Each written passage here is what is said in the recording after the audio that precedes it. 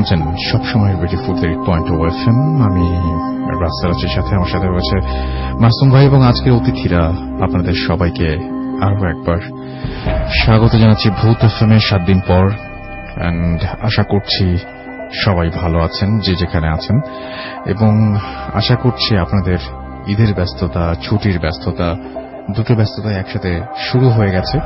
ঈদের ব্যস্ততা একদিকে শেষ, ছুটির ব্যস্ততা শুরু। বাড়ি যেতে হবে, সেই জন্য হয়তো টিকিট কাটার ব্যস্ততা, বাসায় মানে সব প্রিয়জনদের জন্য জিনিসপত্র কেনার ব্যস্ততা, এই ধরনের নানা ধরনের ব্যস্ততা, মধুর ব্যস্ততার মধ্যে সময় কাটছে আপনাদের। এর মাঝখানেই বৃষ্টি হচ্ছে, এবং বেশ কয়েকদিন ধরে বৃষ্টি হচ্ছে। আষাঢ়ের আজকে 2 তারিখ ছিল, এবং আষাঢ় মাস আসার আগে থেকেই আমাদের বৃষ্টি হচ্ছে।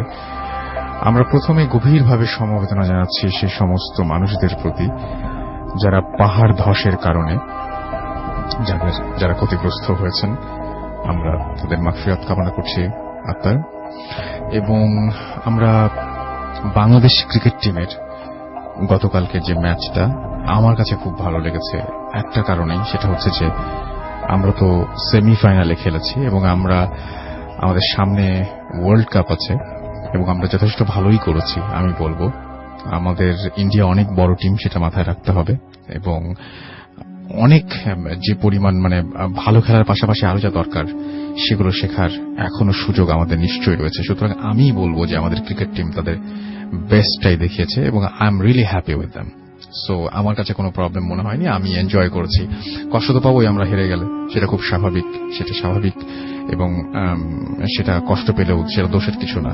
কিন্তু বেশি মন খারাপেরও দরকার নাই, আমার যেটা মনে হয় আমাদের টিম অনেক ভালো করছে। আজকে ভূত এফএম শুরু করব, তার আগে আপনাদের একটু জানাই, যদি আমাদের এসএমএস করতে চান তাহলে মোবাইলের মেসেজ অপশনে গিয়ে টাইপ করবেন ফুর্তি, FORT, ফুর্তি স্পেস আপনার নাম স্পেস আপনার মেসেজ পাঠিয়ে দিতে হবে 9840 নাম্বারে। যদি আমাদের ইমেইল করতে চান, আমাদের ইমেইল অ্যাড্রেস হচ্ছে bhootfm@radiofurti.fm, which is BHWTFM@radiofort.fm। আপনার নাম, ঠিকানা এবং ফোন নাম্বার সহ আপনার জীবনে ঘটে যাওয়া বা আপনার জানা সেরা ঘটনা লিখে পাঠিয়ে দিন আমাদের কাছে। ঘটনার শুরুতে অবশ্যই উল্লেখ করুন যে ঘটনাটি আপনি স্টুডিওতে এসে শেয়ার করতে চান, নাকি আপনি চান আপনার ঘটনা আমরা পড়ে শোনাই। যারা দেশের বাইরে রয়েছেন তারা সরাসরি অডিও ক্লিপ পাঠিয়ে দিতে পারেন আমাদের কাছে। তো আমাদের ফেসবুক পেজ রয়েছে দুইটা, একটা হচ্ছে www.facebook.com/radio.furti and www.facebook.com/bhootfm.russell। এই দুটো অ্যাড্রেসে গিয়ে আপনি চাইলে আপনার আজকে যে পোস্টটা রয়েছে, আমাদের লাইভে গিয়েছিলাম আমরা কিছুক্ষণ ফেসবুক লাইভে, সুতরাং আপনাদের এখন একেবারেই চিন্তার কোনো কারণ নেই যে কোনটা আসল পেজ। আমরা যেখান থেকে ফেসবুক লাইভের এগুলো চাই সেটাই আসল পেজ। তো সেই পেজে গিয়ে আপনারা সাবস্ক্রাইব করুন, আপনারা লাইক দিন, আপনারা কমেন্ট করুন, আপনারা আমাদের পোস্ট শেয়ার করুন, যা ইচ্ছা, এবং আপনারা জানান যে আজকের শো কেমন হচ্ছে, কি অবস্থা, সবকিছু জানাতে পারেন। তো আজকের মতো আমরা শুরু করতে যাচ্ছি আমাদের আজকের শো, এবং আজকে ভূত এফএম এর প্রথম অতিথি হচ্ছেন আফনান ভাই। আমরা তার কাছে যাব তার ঘটনার জন্য। আফনান ভাই, চলুন আপনার ঘটনায় যাই আমরা। থ্যাংক ইউ রাসেল ভাই। আসসালামু আলাইকুম লিসেনার্স, পবিত্র মাহে রমজানের শুভেচ্ছা সবাইকে। আমি এখন যে ঘটনাটি শেয়ার করব সেটি আমার জেলা রাজবাড়ী, সেই রাজবাড়ির ঘটনা, রাজবাড়ির পাচুরিয়ার ঘটনা। তো এই ঘটনাটি আসলে যার সাথে ঘটেছিল তার নাম আব্দুল হাকিম। উনি পেশা একজন পান বিক্রেতা, অনেক মুরব্বী হয়ে গেছেন আর কি। তো ওনার কাছ থেকে ঘটনাটি শোনা এবং ওনার ফ্যামিলির সাথে ঘটা ঘটনাটা। তো রাসেল ভাই, ঘটনাটি আসলে এটা 1958 সালের ঘটনা। 58 সালের দিকে এটা শুরু আর কি, 58 সালের দিকে শুরু হয় ঘটনাটি। তো উনি তখন অনেক ছোট ছিলেন।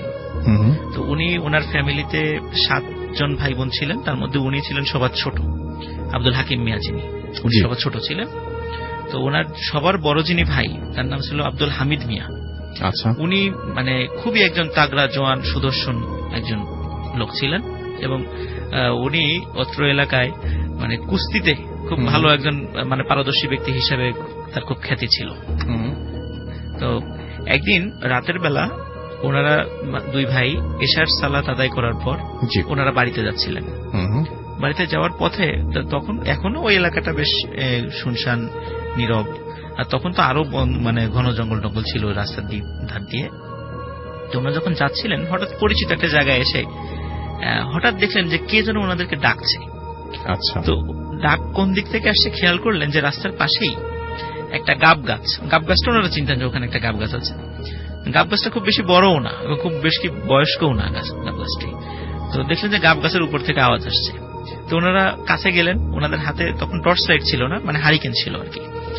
তো দেখলেন যে ওইখান থেকে খুব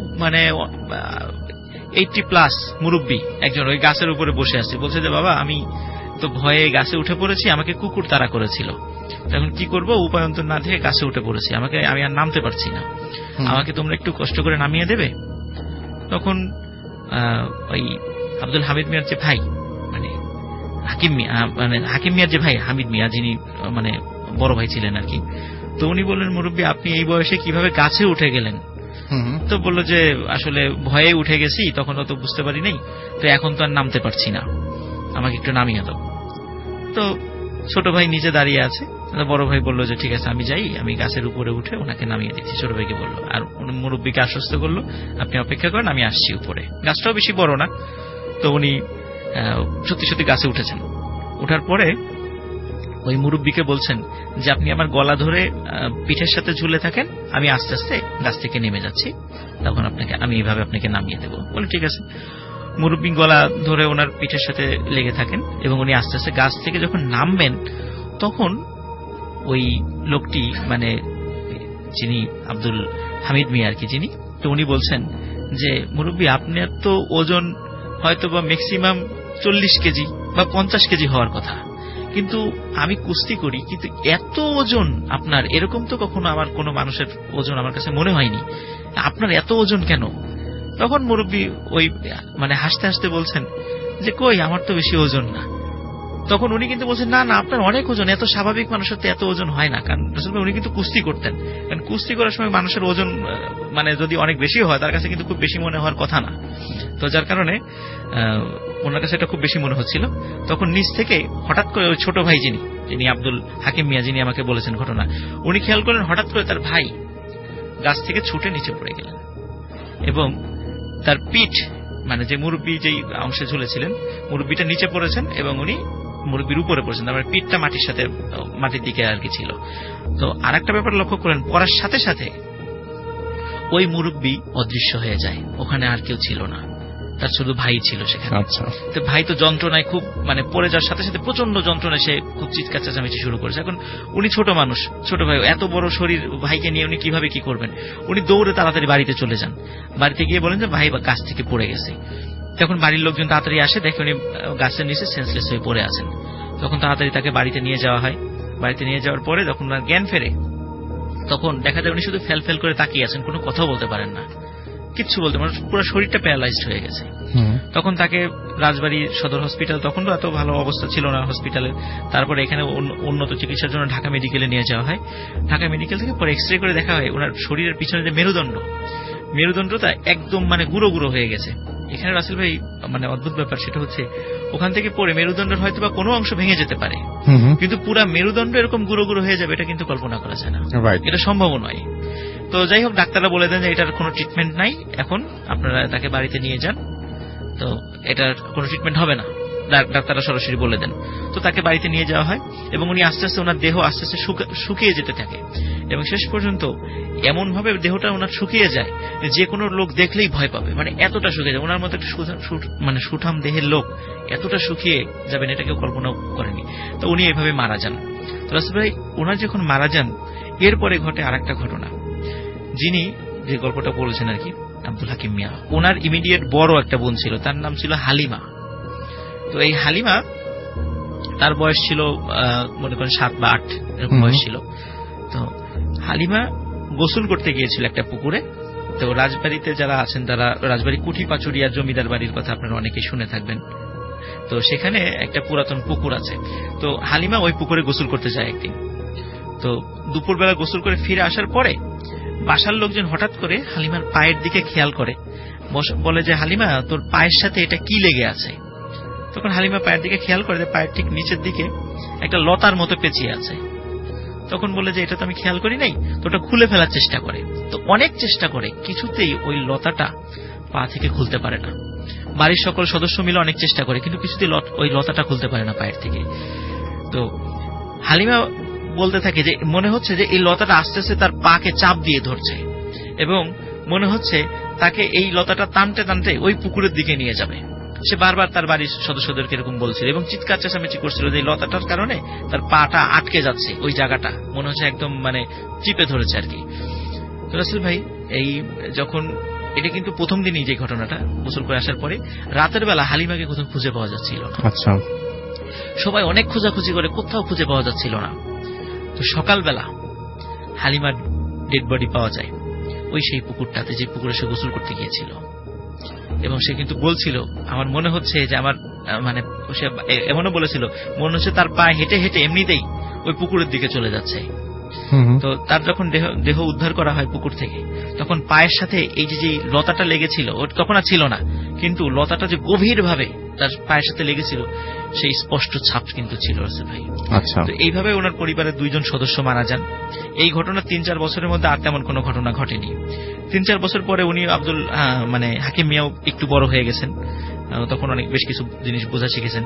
তখন উনি লেখাপড়াও কিন্তু করেন নাই, তখন ওই ওনার বাবার সাথেই ওই আপনার হাটে যেত। ওনারা অনেক আগে থেকেই পানের ব্যবসা করতো আর কি, এখনো উনি পানের ব্যবসাই করেন। তো একদিন হাট থেকে ফেরার পথে উনি রাস্তার পাশে খাদ ছিল, দেখে যে খাদের নিচে কে যেন ওনাকে ডাকছে। তো উনি খেয়াল করে দেখলেন যে নিচে মানে একজন বৃদ্ধ মহিলা ওনাকে ডাকছে। তো বলছে যে বৃদ্ধ মহিলা বলছে যে বাবা আমি পা পিছলে পড়ে গেছি খাদের মধ্যে, আমি উঠতে পারছি না, তুমি আমাকে একটু কষ্ট করে উঠাই দেবে। ওই সময়ে হাকিম মিয়ার মনে পড়ছে একবার তো তার ভাই এরকম একজন লোক বলেছিল গাছ থেকে নামানোর জন্য, তখন একটা ঘটনা ঘটেছে। তখন উনি চিন্তা করলেন যে এই টাইপের কিছু হতে পারে, এই চিন্তা করে বিষয়টা ইগনোর করে চলে যাওয়ার চেষ্টা করেন। আবার মানবিক বিষয়টা ওনার মাথায় আসে, তখন মানবিক দৃষ্টিতে চিন্তা করে উনি বলেন আচ্ছা ঠিক আছে আমি নিচে আসবো না, আপনি ওখানে থাকেন, আমি দেখি কোন একটা রশি আপনার ওখানে পাঠিয়ে দিই, আপনি রশিটা ধরে থাকবেন, আমি টেনে উঠাবো আপনার ওখান থেকে, কিন্তু আমি নামবো না। তখন উনি মানে ওখানে ওনাকে অপেক্ষা করতে বলে একটু আশেপাশে এলাকাতে ওনার সব চেনা একটা বাড়িতে গিয়ে বলেন একটু রশি দেন। তো একটা রশি নিয়ে আসে, রশি নিয়ে এসে দেখে যে হ্যাঁ ঠিক আছে, ওখানে এসে দেখে ওই মহিলা ওরকমই আছে। রশিটা দিয়ে দেওয়া হয় তাকে, বলে আপনি একটু ধরে থাকেন, আমি আপনাকে টেনে তুলছি। তো মহিলাকে সে টেনে তোলার চেষ্টা করে, হঠাৎ খেয়াল করে যে এই যে মহিলা যিনি আস্তে আস্তে উঠে আসছেন, যে আসলে ওটা মহিলা না, দেখে যে একটা কুমিরের মতো ভয়ঙ্কর একটা প্রাণী আস্তে আস্তে ওনার দিকে ঠিক ওই রাস্তা বেয়ে উপর দিকে উঠে আসছে। উনি যখনই এই দৃশ্যটা দেখেন তখনই মানে ওইখানে সেন্সলেস হয়ে পড়ে যান। ওনার যখন সেন্স ফেলে তখন কিছু লোক দেখে যে ওনাকে কিছু লোক ওনার বাড়িতে নিয়ে আসছে, নিয়ে আসার পর জিজ্ঞেস করা হয় যে কি হয়েছিল, উনি সব ঘটনা বলেন।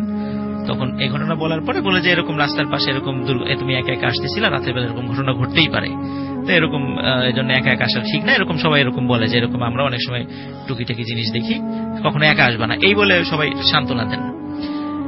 তো এই ঘটনা রাসূল ভাই 2 সপ্তাহ পর উনি একদিন একা একাই মানে উনি রেগুলার 5 ওয়াক্ত নামাজ পড়তেন, এশার নামাজ পড়ে ফিরছিলেন, ঠিক ওই সেই গাব গাছ থেকে হঠাৎ করে একটা আওয়াজ আসে যে এই আমাকে একটু নামিয়ে দিবি গাব গাছ থেকে, আমি তো নামতে পারছি না। তখন উনি তাকিয়ে দেখেন ওই সেই বৃদ্ধ, যে বৃদ্ধটা তার ভাইকে বলেছিল যে আমাকে একটু গাছ থেকে নামিয়ে দাও, এবং তাকে নামাতে গিয়ে ওই ঘটনাটা ঘটে। তারপরে ওই বৃদ্ধকে কিন্তু কোথাও আর খুঁজে পাওয়া যায়নি। তখন ওই লোক মানে আব্দুল মানে হাকিম মিয়া উনি সাহস করে বলেন যে আমি তোমাকে গাছ থেকে নামাবো না। তখন বলে যে নামাবি না তো, তাহলে এবার তোর পালা, এটা বলে। তো এটা বলার পরে দেখে যে আর গাছে কেউ নাই বা অদৃশ্য হয়ে গেছে, উনি আর কাউকে দেখেন না, উনি তাড়াতাড়ি বাড়িতে চলে যান। বাড়িতে গিয়ে ওনার খুব জ্বর আসে, খুব অসুস্থ হয়ে পড়েন। তো অনেক ডাক্তার কবিরাজ দেখানো হয়, কিন্তু কিছুতে এই সমস্যা এটা যে কেন হচ্ছে কেউ কিছু বলতে পারেন না। তো এটা সমাধান রাসেল ভাই হয়েছিল। তো যারা বিশেষ করে যদি মাদ্রাসার কেউ শুনে থাকেন, এখন যার নাম বলবো তারা হয়তো তার নামটা অনেকেই শুনতে পারবেন, নামটা আমরা না হয় নাই বলি। আচ্ছা, একজন বুজুর্গ ব্যক্তির দোয়ার বরকতে আল্লাহ তাআলা তাকে মানে মাফ করেছিলেন আর কি। এখনো উনি আছেন, যারা কুঠি পাচুরিয়া বাড়ি রাজবাড়ির, ওনার নাম আব্দুল হাকিম মিয়া, উনি পানের ব্যবসা করেন। তো অনেকেই তার কাছ থেকে এই ঘটনাটা জানতে পারেন। এখন উনি আছেন, সুস্থ আছেন এখন। Thank you so much. আমরা পরবর্তী ঘটনায় যাব, এবং এই মুহূর্তে আমাদের সঙ্গে আমার কাছে আছে একটা ইমেইল, এবং সেই ইমেইলটা আমরা পড়ব। তো যেভাবে লিখেছেন সেভাবেই পড়ছি। হ্যালো রাসেল ভাই, আমি গোলাম দস্তগীর নাহিদ, দিনাজপুরের নবাবগঞ্জের ভাদুরিয়া থেকে বলছি। আজ আমি আমার জীবনের একটি বাস্তব ঘটনা শেয়ার করতে চাই। ঘটনাটি আজও আমার জীবনের অনেক বড় একটি প্রশ্ন হিসেবে রয়েছে। জানি না এর ব্যাখ্যা বা উত্তর আজও পাব কিনা। ঘটনাটি ঘটে নবাবগঞ্জ থানার কোন একটি পরিত্যক্ত পেট্রোল পোস্টে 2015 সালের ফেব্রুয়ারি মাস 7 তারিখে। আমার এখনো স্পষ্ট মনে আছে, চাঁদনি রাত, আকাশের আবছা আলোতে আমি সেই পেট্রোল পোস্টের পাশ দিয়ে বাইসাইকেল নিয়ে গান গাইতে গাইতে আসছিলাম। সাইকেলের পেছনে বসেছিল আমার ফ্রেন্ড এক্লাস। হঠাৎ সামনে একটি বৃদ্ধ লোক এসে আমার সাইকেলের হ্যান্ডেল ধরে এবং করুণ সুরে আমার কাছে আর্তনাদ করে এবং বলে, বাবা, আমার স্ত্রীকে বাঁচাও, আমার স্ত্রীকে বাঁচাও। আমি কিছু বুঝতে পারি না। ওনাকে দেখে অনেক ক্লান্ত আর ক্ষুধার্ত মনে হচ্ছিল। আমি তার আর্তনাদ শুনে আর চুপ থাকতে পারলাম না। আমার ফ্রেন্ডকে বললাম, তুই এইখানে সাইকেলটা নিয়ে দাঁড়িয়ে থাক, আমি আসছি। একদিকে আমার ফ্রেন্ড আমাকে বারবার না যাবার জন্য বারণ করছিল, অন্যদিকে বৃদ্ধ লোকটির আর্তনাদ। আমি বুঝতে পারছিলাম না আমি কোন দিকে যাব। আমি আমার ফ্রেন্ডকে বললাম, তুই একটু অপেক্ষা কর, আমি যাব আর আসব। অনেক কথা বলার পর আমার ফ্রেন্ড বলল, ঠিক আছে যা, কিন্তু তাড়াতাড়ি আসবে। এরপর আমি বৃদ্ধ লোকটির সাথে গেলাম এবং বলতে ভালো পেট্রোল পোস্টটা ছিল মেইন রোড থেকে একটু দূরে ঝোপের মধ্যে, ছোট্ট একটি পরিত্যক্ত ঘর, স্পষ্ট দেখা যাচ্ছে চাঁদের আবছা আলোতে। আমি ওনাকে বললাম, কোথায় আপনার স্ত্রী? উনি বললেন, আর একটু সামনে বাবা, বলে তিনি আমাকে ওই পেট্রোল পোস্টের সেই ঘরের সামনে নিয়ে গেলেন আর বললেন, এই ঘরের মধ্যেই আমার স্ত্রী আছে। আমি কিছুটা অবাক হলাম। এত পুরাতন একটা শ্যাওলা পড়া ভাঙা ঘরে আপনার স্ত্রী তাকে রেখেছেন, আজব ব্যাপার। আমি ঘরটির ভাঙা জানালা দিয়ে তাকিয়ে দেখলাম ঘরটির ভেতরে কিছু মিটমিট আলো দেখা যাচ্ছে। উনি আমাকে বললেন, তুমি এখানে দাঁড়াও, আমি দেখি কবরটা খোঁড়া শেষ হলো কিনা। আমি ওনার কথা শুনে অবাক হলাম। আমি বললাম, কবর মানে? কার কবর?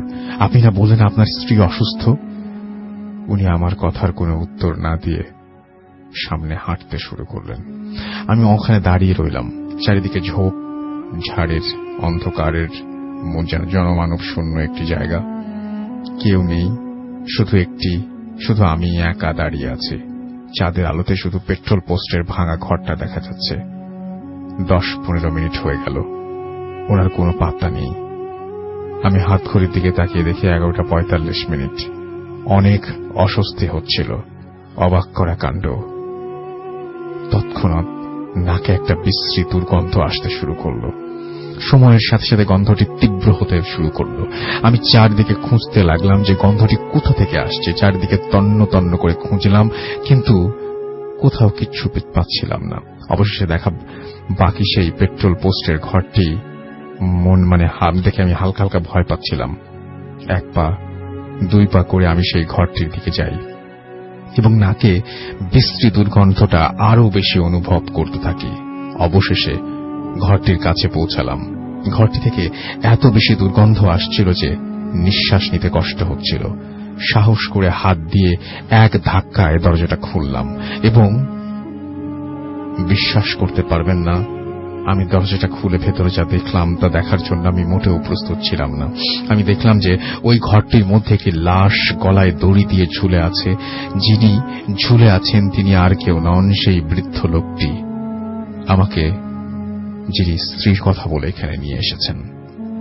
এসব দেখার পর আমি আর এক মুহূর্ত ওখানে থাকতে পারলাম না। আমি ওখান থেকে বাড়ির দিকে দৌড় দিয়ে ঘরটি থেকে বেরিয়ে এসে দেখি সেই বৃদ্ধ মানুষটির লাশটি একটি সাদা কাফনে জড়িয়ে ঘরটির দরজার সামনে পড়ে আছে। এরপর আমি নিজেকে আর কন্ট্রোল করতে পারিনি। এক চিৎকার দিয়ে ওখানেই জ্ঞান হারাই। পরে আমি নিজেকে আবিষ্কার করি আমার বাসায়। আমার ফ্রেন্ড আমাকে বলে, কিরে, তুই কাল রাতে ওই বৃদ্ধ লোকটির কথায় ওনার সাথে আমার স্ত্রীকে দেখতে গেলি, তারপর তোর গলার আওয়াজ শুনে আমি ওখানে গিয়ে দেখি তুই পেট্রোল পোস্টের সেই ঘরটার সামনে জ্ঞান হারিয়ে পড়ে আছিস। কাল রাতে ওখানে কি হয়েছিল? রাসেল ভাই, আমি আজও এই প্রশ্নের উত্তর পাইনি যে সেই দিন রাতে আমার কাছে যিনি এসেছিলেন সেই বৃদ্ধ লোকটি কে, সেই বৃদ্ধ বেশে তিনি কে, এবং আমার যদি সেই বৃদ্ধটি আমার কাছে এসেই থাকেন তাহলে সেই পেট্রোল পোস্টের ঘরে ঝুলে থাকা লাশটি কার ছিল? আমি আজও এর ব্যাখ্যা পাইনি। যদি কারো কাছে এই ঘটনার কোনো ব্যাখ্যা থাকে তাহলে প্লিজ জানাবেন। এই ছিল আমার জীবনে ঘটে যাওয়া চিরসত্য ঘটনা। ঘটনাটি শেয়ার করার মতো সাহস পাচ্ছিলাম না। আজ সাহস করে ঘটনাটি শেয়ার করলাম। ভালো লাগলে আপনিও শেয়ার করবেন। খোদা হাফেজ। তো এই ছিল ঘটনা, এবং এই ঘটনাটি আমি পড়ে শোনালাম ঠিক যেভাবে পাঠিয়েছেন উনি। আমরা ছোট্ট একটা বিরতি নেব, এবং বিরতির পরে আমরা আবারও ফিরে আসবো আপনাদের কাছে। আশা করছি সেই পর্যন্ত আপনারা সবাই আমাদের সঙ্গেই থাকবেন। স্টে টিউনড টু রেডিও ফুর্তি and don't stop to ফুর্তি। Bhoot FM, the night comes alive with Graminphone.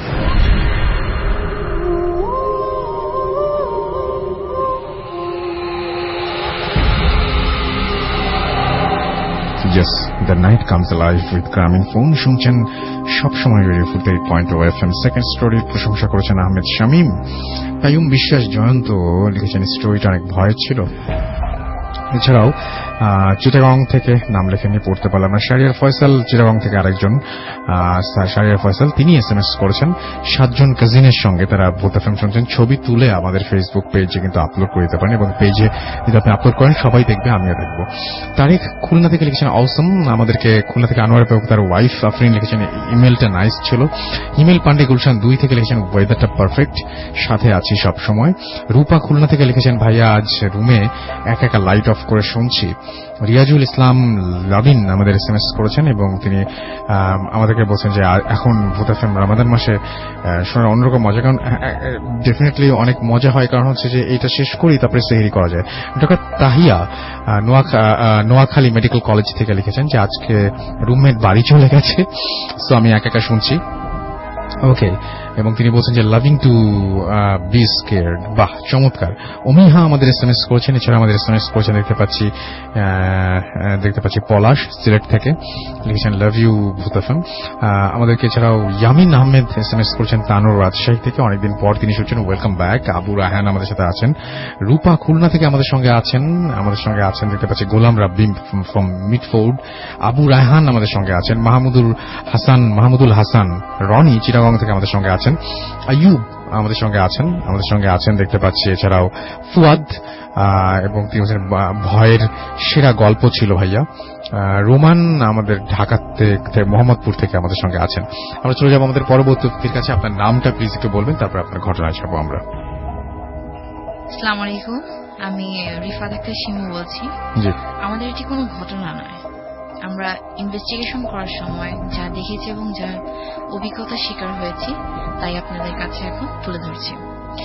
আমাদের প্রথম প্রোগ্রাম যেটা আমরা করি কেরানীগঞ্জের আটিতে একটি পরিত্যক্ত বাড়ি এবং একটি গাছকে নিয়ে। স্থানীয় বাসিন্দারা বলেছেন যে রাত 11টার থেকে ওই গাছটির সামনে একটি ছোট্ট একটা বাচ্চার ছায়া দেখতে পাওয়া যায়, এবং ওই বাচ্চাটি ওখানে দৌড়াদৌড়ি করে এবং গাছে পা দুলিয়ে বসে থাকে। আর বাড়িটির ঘটনা বলতে গেলে বাড়িটি 15 বছর ধরে পরিত্যক্ত। বাড়িটি অনেকবার বানানোর উদ্যোগ নিলেও শেষ পর্যন্ত বাড়িটি বানানো হয়নি। আর বাড়িটির বর্ণনা প্রথমে আমি একটু দিয়ে নিই। বাড়িটি হচ্ছে অনেকগুলো ঝোপের ভেতর দিয়ে বাড়িটির বাম পাশে হচ্ছে বুড়িগঙ্গা নদীর তীর, এবং পাশে একটি ঝোপ আছে। বাড়িটির সামনে একটি মান্ডা গাছ। আর বাড়িটি যদি ঢুকতে যাই তাহলে ডান দিকে একটি রুম, বরাবর একটি রুম, আর একদম লাস্ট মানে বাম দিকে একটি বাথরুমের মতো বানানো হয়েছে। আচ্ছা। তো আমরা এগুলো শুনে, আর মোস্ট ইম্পর্টেন্টলি ওই ঝোপের যে ঘটনাটা আর কি, বাড়ির পাশে যে ঝোপটা, ওই ঘটনাটা হচ্ছে অনেকদিন আগে রাত 2:30 কি 3টার দিকে দুটা ছেলে বসে বসে কথা বলছিল। তো তখন হঠাৎ কোত্থেকে একটি আগুনের গোলা ওই ঝোপে এসে পড়ে। তারপর ওই ঝোপ থেকেই একটি সাদা বিশাল বড় শ্যাডোর মতো একটা লোকের মানুষের মতো অবয়ব বের হয়, ওই ছেলে দুটোর সামনে আসতে থাকে। তখন ছেলে দুটো দেখে ভয় পেয়ে যায় এবং ওখান থেকে দৌড় দেয়। আচ্ছা। তারপর ওখানকার স্থানীয় বাসিন্দাদের মতে আমরা ঠিক রাত 11টার দিকেই ওখানে পৌঁছাই। তো শুরু করি আমাদের ইনভেস্টিগেশন ওই বাড়িটি থেকে। তো বাড়িটির ফার্স্ট অফ অল আমরা বাড়ির যে ঝোপটা এখানে দাঁড়িয়ে আমরা আমাদের টিম দাঁড়িয়ে কথা বলছিলাম এবং ওখানকে যে বাসিন্দা ছিল উনি আমাদের ওখানকার ঘটনাটা বলছিল। ঠিক ওই মোমেন্টে নাদিম ভাই এবং সাজেদ ভাই বাড়ির অপোজিটে যে ঝোপটা ওইখানে একটা সাদা অবয়ব দেখতে পায় শ্যাডোর মতো। তো আমরা ওই মুহূর্তে সবাই দেখার চেষ্টা করি, কিন্তু তখন আর ওই মুহূর্তে ওটা থাকে না। তারপর আমরা ওই বাড়িটিতে ঢোকার সিদ্ধান্ত নেই। তো বাড়িটিতে ঢোকার সাথে সাথে ভেতরে ডান দিকে যে রুমটার কথা বললাম, ওই ডান দিকের রুমে একটি বিশাল বড় একটা গাছ আছে। তো ডিরেক্টলি আমরা বাথরুমে এখানে যাই, কারণ শুনেছি যে বাথরুমের সাইডটা নাকি খুবই হন্টেড। তো বাথরুমে এখানে যেতে না যেতে পা রাখতেই একদম কর্নার থেকে বাথরুমের একটা কালো ছায়ার মতো আমাদের মাথার উপর দিয়ে যায়। তো এটা দেখে আমরা সবাই একদম ভয় পেয়ে যাই। তো তখন ওইখান থেকে বের হওয়ার চেষ্টা করি। তো ওই মুহূর্তেই নাদিম ভাইয়ের জ্যাকেট ধরে কেউ একজন টান দেয়। তো আমরা ওখান থেকে বের হয়ে পুনরায় আবার ভেতরে ঢোকার সাথে সাথে সাজেদ ভাইকে কেউ একজন ধাক্কা দেয়।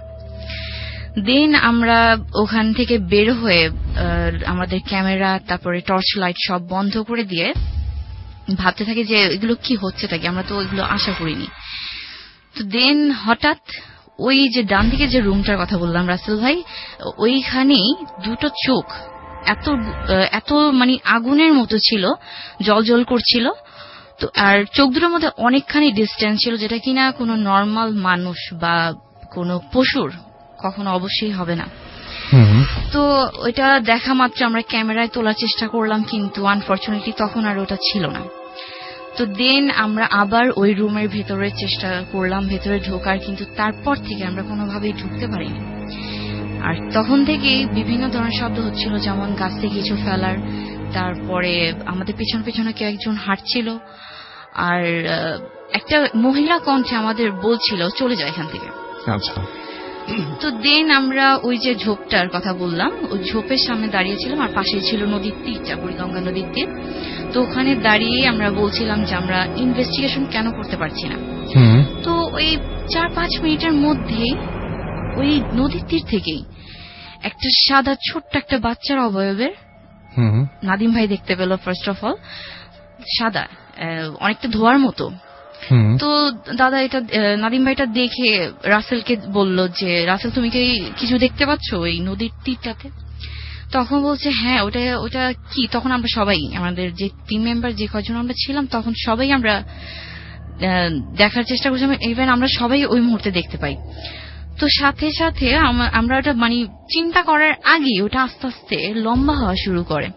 তো লম্বা হতে হতে ওই মুহূর্তে আমাদের কারোই মাথা কোনো কাজ করছিল না, আমরা সবাই ওটার দিকে তাকিয়েছিলাম। ইভেন ওটা লম্বা হওয়ার পরপর ওটা আমাদের সামনের দিকে আসতেছিল। তো এটা দেখে মানে আমাদের সৌভাগ্য যে নাদিম ভাই আমাদের ওই মুহূর্তে বলে যে সবাই দৌড় দিতে। ওই মুহূর্তে আমরা সবাই ওখান থেকে দৌড় দিই, পুরো টিম মেম্বার আমরা দৌড় দিই। আর আমাদের সাথে যে ওখানকার বাসিন্দা ছিল গফুর ভাই, উনিও ওই জিনিসটা দেখে। তো ওখান থেকেই আমরা চলে আসি, আর আমাদের ইনভেস্টিগেশন ওইখানেই শেষ হয়ে যায়। ওকে, থ্যাংক ইউ সো মাচ। আপনার ঘটনার জন্য আপনাকে অনেক অনেক অনেক অনেক ধন্যবাদ। আমরা পরবর্তীতে আপনার কাছে আবারও ফিরে আসব। আমরা চট করে আরেকটা ইমেইলে চলে যাই। তবে তার আগে, ইমেইলে যাওয়ার আগে আমি একটু আমাদের ফেসবুকে যারা লিখছেন তাদের ব্যাপারে একটু কথা বলতে চাই।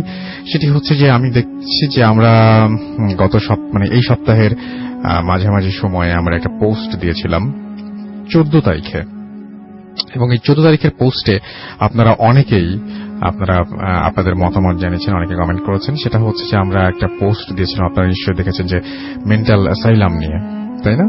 এবং সেই মেন্টাল অ্যাসাইলামের ঘটনা ইনশাল্লাহ আমরা শুনবো আশা করছি কিছুক্ষণের মধ্যে। দেখা যাক যদি সময় পাই।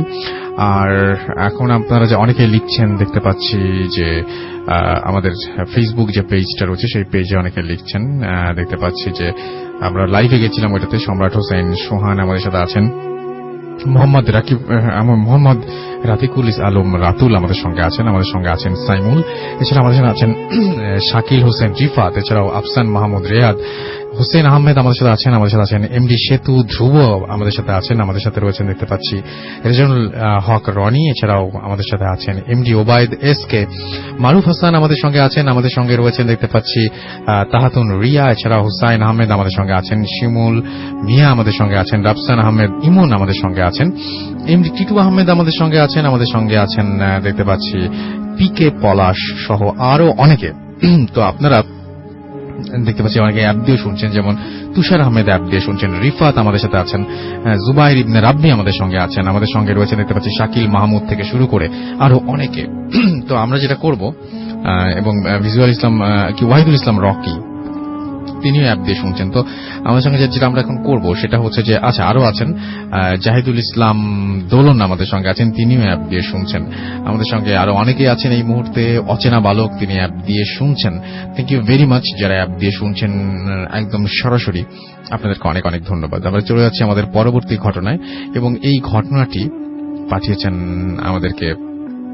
আমাদের একজন লিসেনার, দেখি নাম বলা যাবে কিনা, আগে তো জানি না, সুতরাং ঘটনাটা পড়ে তিনি নিষেধ করেছেন নামটা বলতে। ওকে, আমরা ঘটনায় যাই। হ্যালো রাসেল ভাইয়া, আসসালামু আলাইকুম। আমি জানি আপনি সবসময় ভালো থাকেন আর সবসময় ভালোর দলে, তাই কেমন আছেন জানতে চাইলাম না। আমার নামটা প্রকাশ করবেন না প্লিজ। আমি তরি। আচ্ছা, তারপরে আপনার নাম বলে দিয়েছেন, এই নামটা নিচে লিখবেন তখন। আচ্ছা, নীলফামারী থেকে তিনি লিখছেন, আমার ঘটনাটি ব্ল্যাক ম্যাজিক নিয়ে, যেটা আমার উপর করা হয়েছিল। ঘটনাটি 2016 সালের। ঘটনাটি কিভাবে শুরু হলো সেটা আগে বলি। আমার একটি ছেলের সাথে 2 বছর রিলেশন ছিল, কিন্তু ছেলেটির কিছু সমস্যা ও খারাপ কিছু কাজের জন্য আমার রিলেশনটা আমরা ব্রেকআপ হয়ে যায় আমাদের 2016 সালে। তারপর থেকে শুরু হয় আমার সাথে খারাপ কিছু ঘটনা। সময়টা ছিল 2016 মে মাস। রোজ রাতের মতো ঘুমাচ্ছিলাম, রাত 3টার দিকে হঠাৎ ঘুম ভেঙে যায়। আমি দেখি আমার মাথার কাছে 3-4 বছরের একটি ছেলে দাঁড়িয়ে আছে। ছেলেটির চুলগুলো লম্বা ছিল আর কোঁকড়ানো। ছেলেটির চেহারা সাধারণ ছিল, কিন্তু তারপরও কেমন যেন ভয়ানক। সে 3-4 সেকেন্ড আমার মাথার কাছে দাঁড়িয়ে ছিল। সে চলে যাওয়ার পর আমার হুঁশটা ফেরে। আমি আসলে ভয় একটু কম পাই ছোট থেকেই, তাই কিছু মনে করিনি, ভেবেছি আমার স্বপ্ন। কিন্তু প্রতিদিন আমি সেই ছেলেটাকে দেখতাম। এভাবে 10-12 দিন চলে গেল। আমি যখন ছেলেটিকে প্রথম দেখা শুরু করলাম, সেদিন থেকে আমি আস্তে আস্তে সিক হতে শুরু করলাম। মাথা ব্যথা, সর্দি, জ্বর লেগেই ছিল। কিন্তু একদিন আমি রাতে যখন ঘুমাই, ঠিক 3টার দিকে ওই ছেলেটি আবার আসে আমার কাছে। কিন্তু সেদিন সে এসে শুধু আমার কাছে দাঁড়িয়ে ছিল না, আমার মাথার চুল প্রচন্ড জোরে টান দেয়। আমি বিছানা থেকে উঠে তাড়াতাড়ি, কিন্তু সেই ছেলেটিকে আর দেখতে পাই না। তার পরের দিন আমার প্রচন্ড মাথা ব্যথা শুরু হয়। আমি এতই সিক হয়ে পড়ি যে আমি মাথা উঠাতে পারতাম না। তার 3-4 দিন আমার সাথে কিছু হয়নি, কিন্তু 5ম দিন আমার মাথায় সেই ছেলেটি আমার কাছে এসে আমার পা ধরে জোরে টান দেয়, আর আমি উঠে পড়ি তাড়াতাড়ি। সেদিন আমি একটু বেশি ভয় পেয়েছিলাম, কারণ ছেলেটি সেদিন আমার একা আসেনি, সাথে একজন লম্বা কালো আলখাল্লা পরা লোক ছিল সাথে। তার পরের দিন আমি পায়ে খুব ব্যথা অনুভব করি। তখন পায়ে আমি 4টা ছোট আঙুলের ছাপ দেখতে পাই। এতদিন আমার সাথে যা যা ঘটেছে আমি আমার পরিবারের কারোকে সেটা জানিয়েছিলাম না, কিন্তু সেদিন আমি আমার মাকে বলি, আর সেই আঙুলের ছাপ দেখায়। আমার মা বিশ্বাস করেনি, বলেছেন হয়তো ব্যথা পেয়েছ। আমি তাকে কোনোভাবেই বুঝাতে পারিনি যে কিছু দিয়ে কেটে গেলে বা লাগলে আঙুলের ছাপ তো বসবে না। এভাবে আমি প্রতিদিন সিক হয়ে যাচ্ছিলাম। আমার কিচ্ছু ভালো লাগতো না, একা থাকতাম, মেজাজ খিটখিটে লাগতো, পড়ার ক্ষতি হতো। এভাবে 1 মাস পার হলো। এরপর শুরু হলো নতুন ঘটনা। ঠিক 3টার দিকে আমার ঘুম ভাঙলো। আমি দেখতে পাচ্ছি স্পষ্ট যে 2টা বেটে মানুষ, যাদের আমরা বন মানুষ বলি, আমার হাত শক্ত করে ধরে রেখেছে। উল্লেখ্য, আমি সবসময় কাত হয়ে শুই, আর সেই যে ছোট ছেলেটার সাথে একজন লম্বা কালো আলখেল্লা পরা লোককে দেখেছিলাম, সেই লোকটি আমার মাথার কাছে এসে দাঁড়ায় আর আমার শরীরে একটি গাছের শেকড় ছুঁড়ে মারে। কিন্তু এত ঘটনা যে ঘটছে আমার সাথে, আমি না পারছি নড়তে, না পারছি গলা দিয়ে আওয়াজ বের করতে। যখন সেই বন মানুষটা দুইটা আর লোকটা চলে গেল, তখন আমি বিছানা থেকে উঠে যাই তাড়াতাড়ি। আম্মুকে ডেকে বলি সব। আম্মু বলে, তুমি হরর ফিল্ম দেখো, তাই তোমার সাথে এরকম স্বপ্ন হয়তো ঘটেছে। কিন্তু সেদিন একটা জিনিস লক্ষ্য করেছিলাম, সেই ছোট ছেলেটি আসেনি। তারপর দিন থেকে আমি প্রচন্ড সিক হয়ে যাই, প্রচন্ড রক্তবমি করার কারণে হসপিটালে আমাকে ভর্তি করতে হয়। যেদিন আমি হসপিটালে ছিলাম সেদিন রাতে ঘটে যায় আমার জীবনের সব থেকে খারাপ ঘটনা, যা অনেক ভয়ের এবং আমি যা কখনো ভুলতে পারবো না। ঠিক রাত 3টার দিকে আমার ঘুম ভাঙে। আমি আমার সামনে 3টা অনেক লম্বা আয়না দেখতে পাই, যাতে সেই কালো আলখেল্লা পরা লোকটাকে দেখা যাচ্ছে। 3টা আয়নায় একটা লোককে দেখতে পাচ্ছি আমি। তারপর হঠাৎ আমি টের পাই যে আমি যেই বেডে শুয়ে আছি সেটা আস্তে আস্তে উপরের দিকে উঠছে আর নামছে, যেমনটা লিফটে উঠলে অনুভব করি আমরা। আর সাথে সাথে বেডটার ভাইব্রেশন হচ্ছে। আর 3টা আয়নায় আমি সেই লোকটিকে দেখছি, যে আমার দিকে এক দৃষ্টিতে তাকিয়ে আছে। ভাইয়া, বিশ্বাস করেন, আমি শুধু ঘামছি, আমার গলা ফেটে চিল্লাচ্ছি, কিন্তু একটু আওয়াজ বের হচ্ছে না। এভাবে 5 মিনিট এমন হলো আমার সাথে। তারপর আমার আর কিছু মনে নেই। আমার যখন সেন্স ফেরে, তখন পরিবারের সবাই, ডাক্তার, নার্স আমাকে ঘিরে ধরেছে। আমার মা কাঁদছে।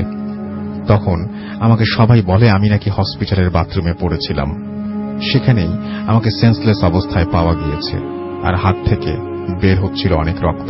এসব শুনে আমার মাথা কাজ করছিল না। আমি এত সিক ছিলাম যে হাঁটতেই পারছিলাম না। তাহলে কিভাবে আমি বাথরুমে যাব? আর কাল রাতে আমার সাথে যা হয়েছে আমি তা সব বলেছি আমার বাবা মাকে। তখন আমার মা খুব ভয় পেয়ে যায়, আর সেদিন আমি বাসায় চলে আসি। হসপিটালে আর 1 মিনিটও থাকিনি। আমার আম্মু আমার এক দাদু আছেন, যিনি ইমাম এবং অনেক পরহেজগার লোক, এবং তার কাছে যে সব বলেন। তখন তিনি আমাকে একটি তাবিজ এবং পানি পড়া দেন আর বলেন আমাকে ব্ল্যাক ম্যাজিক করা হয়েছে। তিনি 2 দিন পর জানাবেন কে করেছে কাজটা। এই 2 দিন আমার সাথে কিছু হয়নি, এবং দাদু জানান যে আমার সাথে যার রিলেশন ছিল সেই কাজটি করেছে, যাতে আমি একটা সময় পাগল হয়ে যাই। আমার ক্ষতি করার জন্য এই কাজটি করেছে সে। এরপর আমার উপর থেকে ব্ল্যাক ম্যাজিকের প্রভাব কাটতে শুরু করে। আমি আস্তে আস্তে সুস্থ হতে থাকি। এখন আমি আল্লাহর রহমতে ভালো আছি, অনেক ভালো আছি। আমার কোনো সমস্যা হয়নি। গুছিয়ে লিখতে পারিনি ভালোভাবে, তাই ক্ষমা চেয়েছি। ভালো লাগলে পড়ে শোনাবেন। ভালো থাকবেন। আল্লাহ হাফেজ। তো এই ছিল ঘটনা, এবং আশা করছি এই ঘটনাটিও আপনাদের অনেক বেশি ভালো লেগেছে। এবং আমার কাছে বেশ কিছু SMS রয়েছে। স্পর্শ আমাদের SMS করেছেন, রায়হান আমাদের SMS করেছেন, আমাদেরকে মুন্না SMS করেছেন, তাহিন আমাদের SMS করেছেন, আমাদেরকে SMS করেছেন দেখতে পাচ্ছি সোহান, তারেক খুলনা থেকে SMS করেছেন, রবিউল আমাদের SMS করেছেন আমাদেরকে তৌফিক উজ্জামান। এবং আজকের ওয়েদারের সাথে কাহিনীগুলো জমজমাট হচ্ছে, তাই লিখেছেন তিনি। আমাদেরকে সিলেট থেকে লিখেছেন, নাম লেখেননি। গোলাম রাব্বি আবারও SMS করেছেন, এবং তিনি বলছেন ভূত FM 2 দিন করা যায় কিনা। আমাদেরকে এছাড়াও দেখতে পাচ্ছি রায়হান SMS করেছেন, এবং আমাদেরকে SMS করেছেন হৃদয় মাহিম। এছাড়াও মেহেদি গোহাল বাড়ি থেকে, চাঁপাইনবাবগঞ্জ থেকে আমাদের SMS করেছেন। AB গাফফার সিরাজগঞ্জ থেকে আমাদের SMS করেছেন চিটাগং থেকে অমিত, সাগর, শোভন একসাথে শুনছেন তারা। এছাড়াও শাহাবুদ্দিন আমাদের SMS করেছেন, আশিক আমাদের SMS করেছেন আপন ঢাকা থেকে। এছাড়াও আমাদের SMS আপন জানিয়েছেন ফেসবুকের লিঙ্ক www.facebook.com/radio.ফুর্তি, এটা লিখলেই হয়ে যাবে। এফডি সাজিদ আমাদের সাথে আছেন, আমাদের সাথে রয়েছেন আরো অনেকেই। আমরা ছোট্ট একটা বিরতিতে আরো একবার যাব, এবং তারপরে আবারও আপনাদের সাথে ফিরে আসবো। সেই পর্যন্ত আমাদের সাথে থাকুন। স্টে টিউন টু রেডিও ফুর্তি এন্ড ডোন্ট স্টপ দ্য ফুর্তি। Exclusively on FusionBD.com. Bhoot FM. The night comes alive with Graminphone.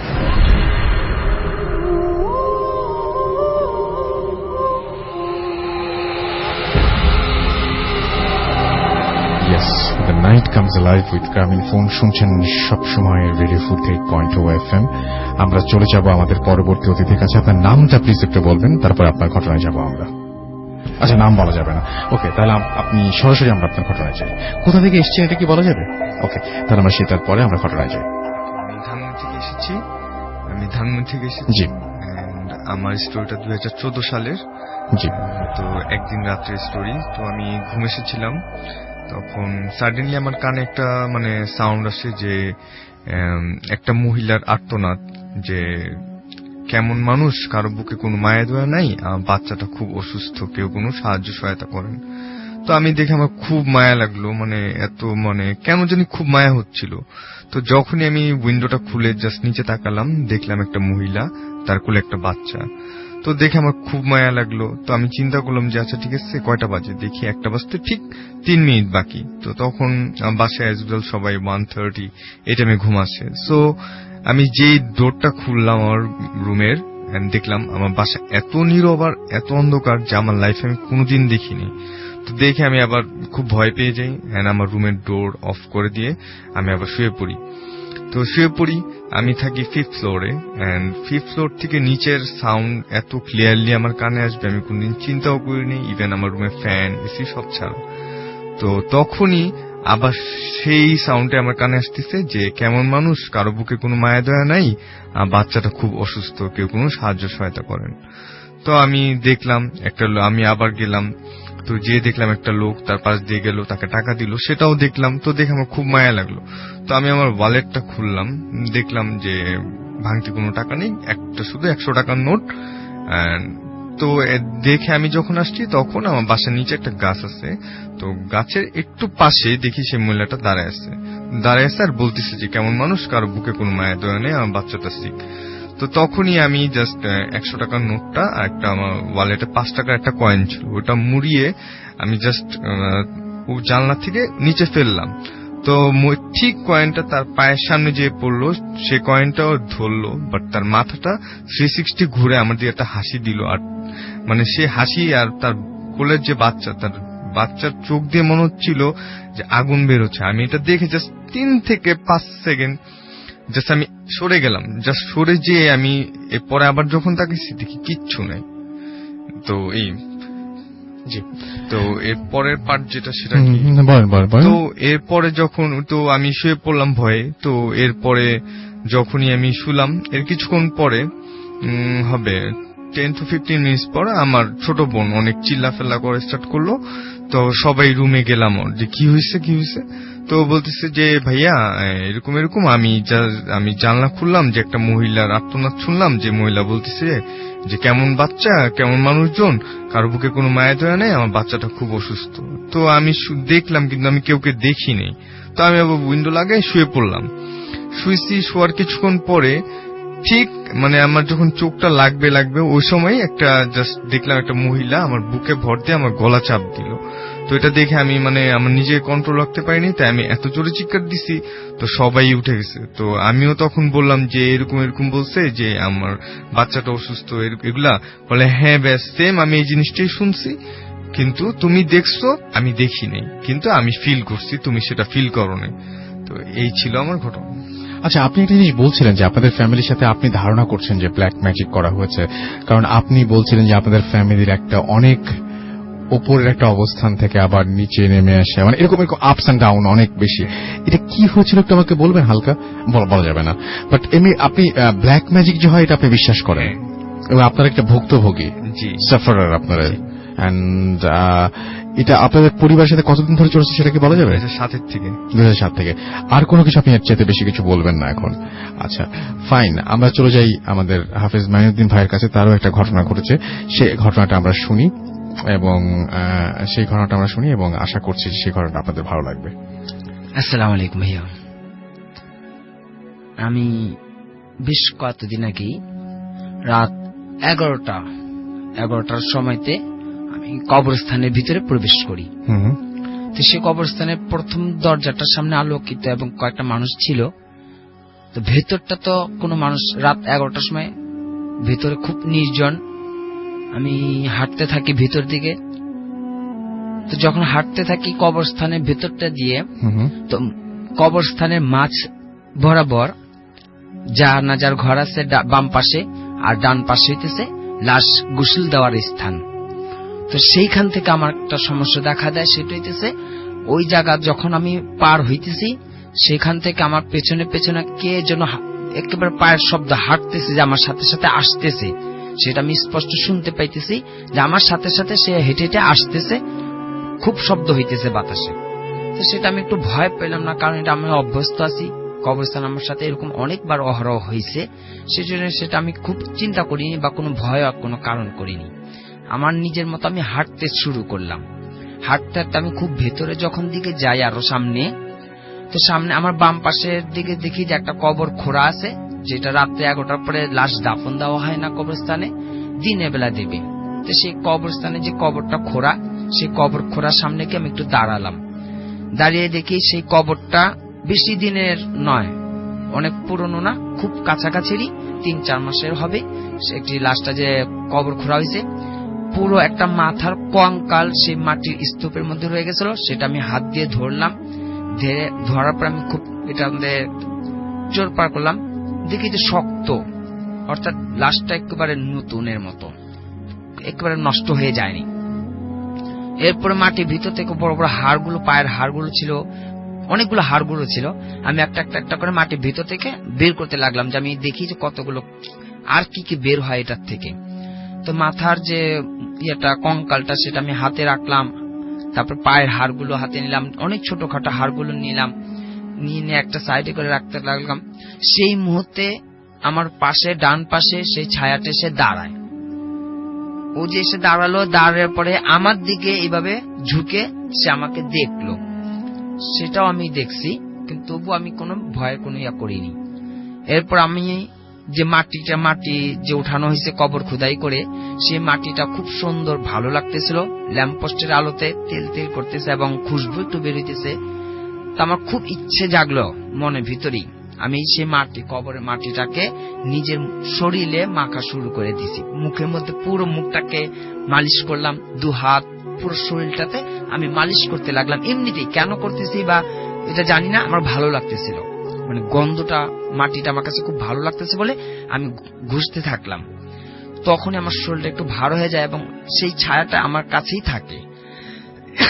এরপর সে মাথার কম এবং কিছু হাড়গোড় নিয়ে আমি কবর যে খোদাই করা হয়েছে, সে কবরটাতে লাফ দিয়ে নিচে নামার পরে সেই মাথার মুখোশটা আমি বালিশ হিসেবে মাথায় রেখে এটার উপরে মাথা দিয়ে আমি লম্বা করে কবরের নিচটাতে শুয়ে পড়ি। আমি আকাশের দিকে তাকালাম। মানে কেন করেছেন এটা? মানে এটা খুব স্বাভাবিক কিছু না। ভেতরটাতে ভয়, কবরের ভিতরে যে একটা মানুষ থাকতেছে, কবরের মধ্যে যে মানুষ শুয়ে থাকে, সেটা আমি অনুভূতি করতে চাচ্ছিলাম, কেমন লাগতে পারে, কি হতে পারে, কি হয়। এবং এটাই আমার সবচেয়ে আগ্রহ ছিল যে আমি একটু শুয়ে দেখি কেমন লাগে। যখন আমি লম্বা হলাম, সেই মাথার যে কঙ্কালটা মাথায় রেখে, সেই মুহূর্তে আমি দেখি যে ছায়াটা আমার সাথে ছিল, উনি আমার পায়ের কাছে এসে এক মুঠ করে মাটি দেওয়া শুরু করছে। মাটি আমার কাছে পড়তেছে না, কিন্তু আমি দেখতেছি উনি মাটি নিচে পায়ের সামনে এক মুঠ করে মাটি দেওয়া শুরু করলো।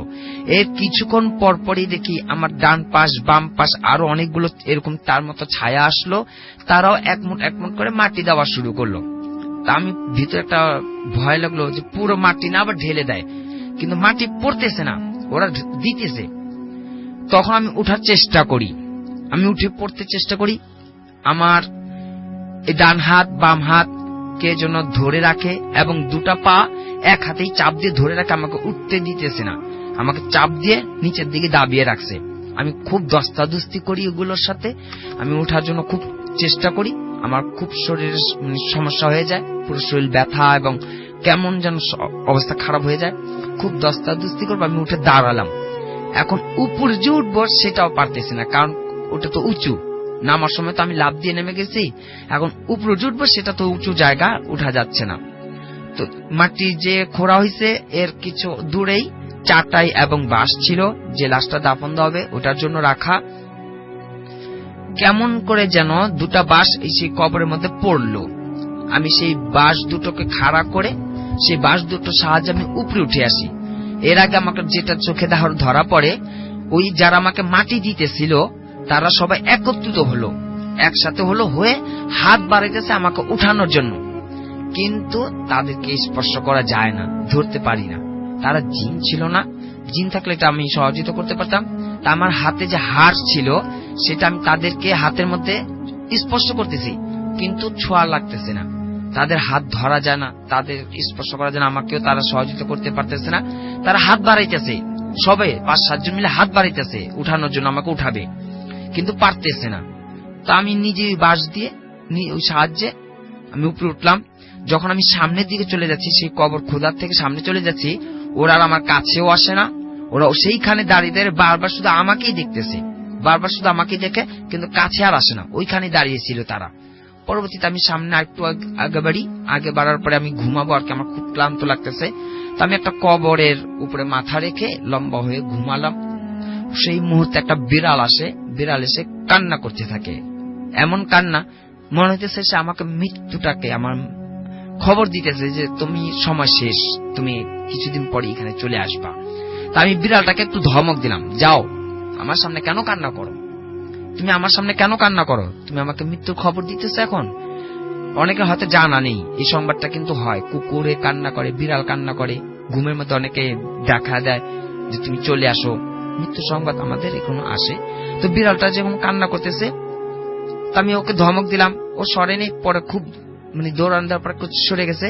কিন্তু এখনো পর্যন্ত কখন যেন যে কোন একটা সময়তে সেই যে ছায়া আমার সাথে ছিল, সেই ছায়াটা আমার কাছে আসলে আমি আর কোথাও থাকতে পারি না, আমাকে খুব দ্রুত আমি সেই কবরস্থানের ওই জায়গাটাতে গিয়ে বসে থাকি। এবং ওইখানে যাওয়ার পরে দেখা যাচ্ছে কিছুক্ষণ পর বা 1-2 দিন পর ওই বিড়ালটাও এসে আমার সামনে সেই রকম ভাবে কান্না করতে থাকে, মেও মেও করে কেমন যেন কান্না করতে থাকে যে আমি আর থাকবো না দুনিয়াতে, আমি চলে যাবো, ওই জন্য আমার জন্য দুঃখ প্রকাশ করতেছে। আমি তখন বিড়ালটাকে ধমক দিয়ে দিই। আর সেইটা এখনো হয় ঘটনাটা, যে ওই ছায়া আমার কাছে আসলেই আমি আর থাকতে পারি না, আমি যে রাত হোক, যত পেরেশানি থাক, যত যেখানেই থাকি না কেন, আমি ছুটে সেই কবরের সেই জায়গাটার মধ্যে বসে পড়ি। এটা আমার সাথে এখনো ঘটনা। Okay, thank you so much, thank you. আমরা চলে যাব পরবর্তী ঘটনায়, তবে তার আগে আমার কাছে কিছু ফেসবুকের কমেন্ট আছে যেগুলো আমরা পড়ে ফেলতে চাই। শিরোনামহীন আমাদেরকে লিখেছেন, রাসেল ভাই আমরা 7 জন মালয়েশিয়া থেকে শুনছি, থ্যাংক ইউ ভেরি মাচ আমাদের সাথে থাকার জন্য। এছাড়া আমাদের সাথে আছেন, দেখতে পাচ্ছি জয় চৌধুরী বলেছেন যে ভালো লাগছে, ভালো। মোহাম্মদ জয় আমাদের লিখেছেন ভয় লাগছে। মনিরুল ইসলাম লিখেছেন হাই। এছাড়া আমাদেরকে নাইমুল ইসলাম মুন্না আমাদেরকে বলছেন 2 বার সপ্তাহে করা যায় কিনা শো। আমরা প্রচুর যদি ঘটনা পাই তাহলে ডেফিনেটলি আমরা 2 বার করব, তবে আপনাদের প্রচুর ঘটনা পাঠাতে হবে, সেই ক্ষেত্রে ডাবল পাঠাতে হবে এখন যা পাঠানো। রৌফ নাটক থেকে আমাদের সাথে আছেন, প্রিয়দীপ রিয়া আমাদের সঙ্গে আছেন, 6 প্যাক শিপু আমাদের সঙ্গে আছেন, এমডি রাসেল হাসান আমাদের সঙ্গে আছেন, নাহিদ হাসান শুনছেন অ্যাপ দিয়ে, এমডি সালাউদ্দিন আমাদের সাথে আছেন। আমরা এখন কিন্তু রেডিও ফুর্তি পেজ থেকে পড়ছি, আমাদের সাথে আছেন দেখতে পাচ্ছি আরো অনেকেই, এবং আমাদের সাথে দেখতে পাচ্ছি যে অনেকেই আমাদের সাথে আছেন। আফরোজা মায়া আমাদের সঙ্গে আছেন দেখতে পাচ্ছি। এছাড়াও সুফল কুমার জয় আমাদের সাথে আছেন, টুইঙ্কেল তানিয়া, এছাড়াও এমডি রবিউল হক ইসলাম আমাদের সঙ্গে আছেন, আমাদের সাথে আছেন হাসান তানজিম, এছাড়া আমাদের সাথে আছেন এমডি সৈকত মল্লিক আদি, এছাড়া আমাদের সঙ্গে আছেন পিকে প্রিন্স খান, হাসান মাহমুদ আমাদের সঙ্গে আছেন, আমাদের সঙ্গে আছেন একে, আচ্ছা এছাড়াও রকি আমাদের সঙ্গে আছেন, আমাদের সাথে আছেন দেখতে পাচ্ছি পাভেল কামাল সহ আরো অনেকে। আপনি যদি থাকতে চান তাহলে চলে আসুন আমাদের এখানে, এবং আমাদের সাথে SMS করতে হলে মোবাইলের মেসেজ অপশনকে টাইপ করুন ফুর্তি FORTI ফুর্তি স্পেস আপনার নাম স্পেস আপনার মেসেজ পাঠিয়ে দিন 9840 নাম্বারে। যদি আমাদের ইমেইল করতে চান, আমাদের ইমেইল অ্যাড্রেস হচ্ছে bhutfm@radiofurti.fm which is BHWTFM@radiofurti.fm। আপনার নাম, ঠিকানা এবং ফোন নাম্বার সহ আপনার জীবনে ঘটে যাওয়া বা আপনার জানা সেরা ঘটনা লিখে পাঠিয়ে দিন আমাদের কাছে। ঘটনার শুরুতে অবশ্যই উল্লেখ করুন যে ঘটনাটি আপনি স্টুডিওতে এসে শেয়ার করতে চান, নাকি আপনি চান আপনার ঘটনা আমরা পড়ে শোনাই। যারা দেশের বাইরে রয়েছেন তারা সরাসরি অডিও ক্লিপ পাঠিয়ে দিতে পারেন, আমাদের লিখতেও পারেন, যা ইচ্ছা আপনার। আমরা চলে যাব ঘটনায়, তবে তার আগে একটা ইমেইল পড়বো। ডিয়ার রাসেল ভাই, I am your one of the huge fan from Assam, India. Recently, we have made an Indian fan club of Bhoot FM একটা fan club করছেন, তারা Facebook page, so that all the listeners যারা ইন্ডিয়াতে থাকেন তারা হচ্ছে they can get equal chance to share their experiences.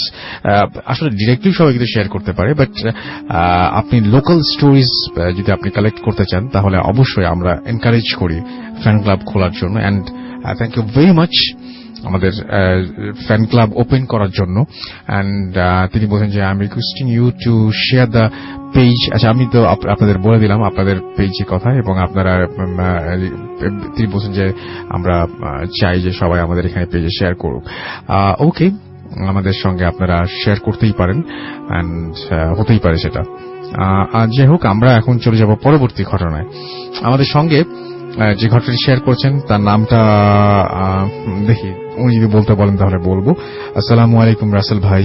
আচ্ছা, by the way, আমি এখন যে ঘটনাটা শেয়ার করবো তার ছবি আপনারা ফেসবুকে আমাদের পেজে পেয়ে যাবেন। একটা অ্যাসাইলামের ছবি দিয়েছি, ছবিটা দেখতে থাকুন এবং ঘটনা শুনতে থাকুন, তাহলেই আপনি আসল ফিলটা পাবেন। তার আগে আমরা কিছুক্ষণ আগে বেশ কিছু ঘটনা কিন্তু বলেছি যে মাথার কাছে একটা বাচ্চা দাঁড়িয়ে থাকে, মাথার কাছে বেটে লোকজন ঘুরে বেড়ায়, কালো আলখেল্লা পরে একজন লোক আপনার রুমের মধ্যে ধর করে দাঁড়িয়ে থাকে, বা আপনি ঘুম ভেঙে যদি দেখেন যে মাথার কাছে একটা ছোট বাচ্চা দাঁড়িয়ে আছে, কেমন অস্বস্তিকর একটা ব্যাপার না? আপনি চিন্তা করতে পারেন যে আপনি ঘুম ভেঙে এইরকম কোন দৃশ্য দেখবেন? এইরকম কোন দৃশ্যের জন্য কখনো কি আপনি প্রস্তুত? ভাবতে থাকুন, আমরা চলে যাচ্ছি আমাদের পরবর্তী ঘটনায়। আসসালামু আলাইকুম রাসেল ভাই and all the listeners of Bhoot FM. Hope you are well. এবং তিনি বলছেন যে আজকে আমি আমার একটা collected story about the place which is যেটা হচ্ছে আপনার মানে notoriously haunted in entire New Zealand, named King Seat Psychiatric Hospital, যা কিনা এর horror trace and haunting matters এর জন্য 1999-এ অ্যাবান্ডন ঘোষণা করা হয়, অর্থাৎ সেটা পরিত্যক্ত হয়ে যায়। রাইট, ফার্স্টেই এই লোকেশন সম্পর্কে একটু বলে নিতে চাই, তাহলে ঘটনাটা বুঝতে সহজ হবে। এটা হচ্ছে কারাকা, সাউথ অকল্যান্ডে, মেইন হসপিটাল বিল্ডিং, জাস্ট পিছনে একটা মর্গের পাশে কিং সিট নার্সেস হোস্টেল। কিছু পিকচার্স আপনারা দেখতেই পাচ্ছেন ফেসবুকে, এবং সেই লোকেশন বুঝতে তাহলে ইজি হবে। এবার আসা যাক মেইন ঘটনাতে। আমি ঘটনাটা কালেক্ট করেছি এই হসপিটালের এক সময় ওয়ার্কিং একজন নার্সের কাছ থেকে। তার নাম প্রকাশে আমি অনিচ্ছুক, বাট নামটা তিনি লিখেছেন, এবং তিনি নাম প্রকাশে অনিচ্ছুক হওয়ায় তার নামটা না বলার জন্য রিকোয়েস্ট করছি। ফার্স্টের দিকে পেশেন্টদের ট্রিটমেন্ট করা হতো, বাট যা ছিল torture because of not having knowledge about মানে এই সমস্ত মানে ইলেকট্রিক শক দিয়ে পেশেন্টদের কিভাবে সুস্থ করা যায় না, আদার হরেবল ট্রিটমেন্টস। তো নাও ফার্স্ট যে মানে যেটা স্টার্ট করতে এসেছে asylum building, main asylum building আর কি। এখানে এই পর্যন্ত অনেক হন্টেড ঘটনা ঘটেছে, শার্প স্ক্রিম যার মধ্যে অন্যতম। ইভেন এখনো অনেকেই পাশ দিয়ে যাওয়ার সময় চিৎকার শুনতে পায়, তীক্ষ্ণ চিৎকার। এবং অনেকেই যারা দেখেছেন এই জায়গাটা তারা বলেন যে নার্সটার মতো করে বলছি যে এটা হচ্ছে 1993 আর এরকম সময় একটা ঘটনা। তখন আমি জুনিয়র নার্স হিসেবে জব করি। একদিন ভিলা 4-এ পাশ দিয়ে আমি যাচ্ছিলাম, অ্যান্ড ফার্স্টে দেখতে পাই অনেক blood spot which are old, and but আমি শকড হই যখন ওয়ালের এক কর্নারে দেখতে পাই কিছু ব্লাড বের হচ্ছে। এটা মনে হচ্ছিল যে সিম লাইক যে ব্লাডস ওয়ার কামিং বাই আচ্ছা দেয়াল দিয়েই বেরিয়ে আসছে, এরকম একটা কিছু মনে হচ্ছিল। এবং বলে রাখা ভালো যে ভিলা 4 ইউজ করা হতো অ্যালকোহলিক পেশেন্টদের ট্রিটমেন্টের জন্য, এবং unfortunately maximum patient were died, এবং ম্যাক্সিমাম পেশেন্ট ডাইড, অ্যান্ড বাকিগুলা ছিল হচ্ছে তাদের শিফট করা হয় অন্য এক মেন্টাল হসপিটালে। অ্যান্ড ওই সময় ভিলা 4-এ কেউ ছিল না। এবং একটা পয়েন্ট আপনাদের একটু মাথায় দিয়ে দিতে চাচ্ছি, সেটা হচ্ছে যে অ্যাসাইলামের যত ডেথ অর্থাৎ যত মারা যেত মানুষজন ম্যাক্সিমাম ছিল সুসাইডাল, অর্থাৎ আত্মহত্যা করে মারা যেত তারা। আবার মোস্ট হন্টেড যে পার্টটা এই মর্গের সেটা বলি, সেটা হচ্ছে যে নার্সিং হোস্টেল থেকে স্ট্রেইট ওয়েটা দেখা যেত, এবং একদিন রাতে 11টা-12টার দিকে হবে, এবং কতটা সময় ঠিক আমি মনে করতে পারছি না। আমি কোনো এক কারণে লবিতে যাই এবং দেখতে পাই যে something was moving inside the morgue, এবং ফার্স্টে ভাবলাম হয়তো কোনো ডেড বডি রাখার অথবা নেওয়ার জন্য কেউ হয়তো ভিতরে গেছে, বাট এরপর যা দেখলাম তা দেখার জন্য আমি হয়তো মানে কখনোই ওয়ার্ল্ডে কখনো কেউ প্রিপেয়ার থাকবে না। ইয়েলো লাইটস এর আলোতে স্পষ্ট আমি দেখলাম, একটা হলুদ লাইটের আলোতে আমি দেখতে পেলাম যে হসপিটালে ডেড মানে একজন ডেড পেশেন্ট কাফনের কাপড় পরা জাস্ট উঠে দাঁড়াচ্ছে, আবার তার চোখ এবং তার চোখ বন্ধ, কিন্তু সে উঠে দাঁড়াচ্ছে কাফনের কাপড় পরে বা সাদা কাপড় পরে উঠে দাঁড়াচ্ছে, বাট মুখে ভয়ঙ্কর টাইপের কেমন একটা হাসি লেগে আছে। এটা দেখার পর মানে আমি জাস্ট নিজেকে ঠিক রাখতে পারিনি, ধরে রাখতে পারিনি, আমি জাস্ট ফেইন্ট হয়ে যাই। পরের দিন আমি নিজেকে হসপিটালে নার্সিং কেয়ারে আবিষ্কার করি, এন্ড তারপর আমি আমার এক কলিগকে জিজ্ঞেস করলে তার কথা শোনার পর আমার অবস্থা আরো খারাপ হয়ে যায়, এবং কারণ অ্যাকর্ডিং টু হার স্পিচ আমাকে মর্গের পাশে ফেইন্ট অবস্থায় পড়ে থাকতে পাওয়া যায়, এবং মানে এটা হচ্ছে যে এবং এক ওয়ার্ড বয় আমাকে বাঁচায় ওখান থেকে এবং নার্সিং কেয়ারে নিয়ে যায়। তখন আমার মাথায় সত্যি কিছু কাজ করছিল না, বিকজ আমি ছিলাম লবিতে। মর্গ নিয়ে আরো বেশ কিছু ঘটনা রয়েছে। এবার আসা যাক নার্সিং হোস্টেলের ঘটনায়। এবং এখানে বেশ কিছু নার্স এই পর্যন্ত উইদাউট এনি রিজন সুসাইড করেছে, যার মধ্যে আমাদের খুব ক্লোজ এক ফ্রেন্ড ছিল। আগের দিন ও আমাদের সাথে খুব সুন্দর করে ভালোভাবে কথাটা বললো, খুবই মানে খুশি, খুব ভালো আছে। এবং পরের দিন তার সুইসাইডের নিউজ পেয়ে আমরা খুবই শকড হয়ে যাই। ঘটনাটি ঘটে আমার এক ফ্রেন্ড, তার নামটা বলবেন না, তার সাথে। এবং একদিন রুমে একা ছিল, তখন প্রায় দুপুর 2টা বাজে। হঠাৎ আবিষ্কার করি আমরা যে কিছু একটা পড়ে যাওয়ার শব্দ, এন্ড আমরা চোখ খুলে যা দেখতে পাই সেটা দেখার জন্য আমরা মেন্টালি মানে কন্ট্রোল রাখতে পারি। সেটা ছিল একজন নার্সের ড্রেস পরা একটা মেয়ে, এবং যে হচ্ছে ফাঁসিতে ঝুলছে, এন্ড তার চুল দিয়ে মুখ ঢাকা, তার মুখ থেকে টপ টপ করে ব্লাড পড়ছিল। এবং এই ব্লাড পরে ওই ফ্রেন্ডকে ফেইন্ট অবস্থায় আমরা রুম থেকে রেস্কিউ করে নিয়ে যাই। এন্ড তারপর থেকে অনেক দিন সে মেন্টালি সিক ছিল। এবং এবার আসছে এক মর্গের ঘটনায়। একটা ছেলে, সে মর্গের ডেড বডিজ তারা হচ্ছে ক্যারি করে নিয়ে আসে, এবং 9টা বা 10টা রাত এরকম একটা সময় একটা বডি সে ফ্রিজের রেখে বের হবে। এমন সময় সে হঠাৎ করে বুঝতে পারে যে মর্গের রাইট কর্নারে যেদিক কিনা ডোম, ওইখানে ইকুইপমেন্ট বা লোহার জিনিসপত্র, ওইখানে লোহার কিছু একটা শব্দ হচ্ছে।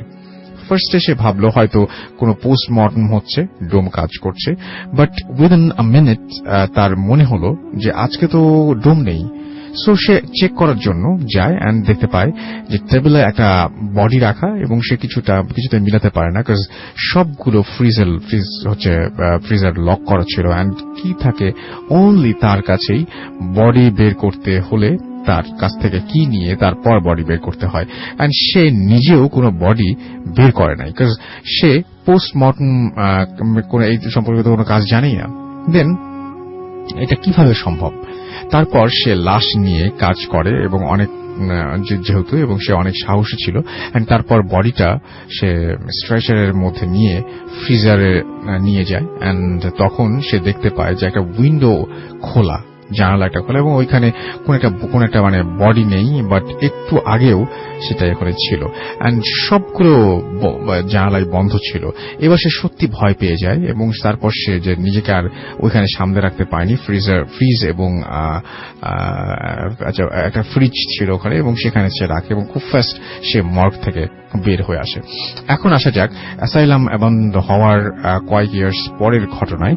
এবং আমার বাসা এখান থেকে খুব একটা দূরে না, এন্ড এটা আমার নিজের প্রত্যক্ষ করা এক ঘটনা। এবং একদিন আমি এর পাশ দিয়ে ড্রাইভ করে যাচ্ছিলাম, এন্ড হর্টিকালচার এরিয়াতে রোড সাইড থেকেও দেখা যায়, যখন আমি পাস করছিলাম আমি ক্লিয়ার দেখতে পাই যে কয়েকজন লোক মেন্টাল পেশেন্টের ড্রেস পরা এবং তারা হাঁটছে, বাট অ্যাসাইলাম তো অ্যাবান্ড হয়ে গেছে বেশ কিছু বছর আগে। আমি ব্যাপারটা বুঝতে পারি নাই, বাট আমি খুব একটা মানে সাহসী না, তাই ভয় পাই অনেক এবং খুব স্পিডে গাড়ি নিয়ে এই এলাকা থেকে বেরিয়ে আসি। এবং আমাকে তারপরে তিনি লিখেছেন যে আমি আরো অনেক ঘটনা কালেক্ট করেছি এবং ঘটনাটা আমাকে যদি বলেন তাহলে আমি এগুলো পাঠাতে পারবো, খুবই আনইউজুয়াল। এই ছিল আমার নিজের ঘটনা কালেক্ট করা স্টোরি অ্যাবাউট কিং সিট হসপিটাল স্টুডিওতে যে